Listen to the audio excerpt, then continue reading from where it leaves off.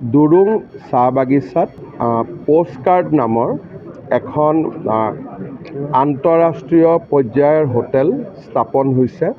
অসম চৰকাৰে 2 বছৰ আগতে আমি বাজেটত ঘোষণা কৰিছিলোঁ যে পুৰণা টি গাৰ্ডেনৰ বাংলোসমূহক আমি টি টুৰিজিমৰ এটা কেন্দ্ৰবিন্দু হিচাপে ৰূপান্তৰ কৰিব পাৰোঁ। দুৰুং বাগিচাৰ স্বত্বাধিকাৰী মৃগেন জালানে পুৰণা বাংলোটোক আৰু বাগানৰ অতিৰিক্ত মাটি পোষ্টকাৰ্ডৰ লগত কথা পাতি সুন্দৰ এটা হোটেল বনাইছে। ইতিমধ্যে বহুকেইজন ডাঙৰ যিসকল আমি আইকন বুলি কওঁ তেনেকুৱা বহুত মানুহ ইয়াতে থাকি গৈছে।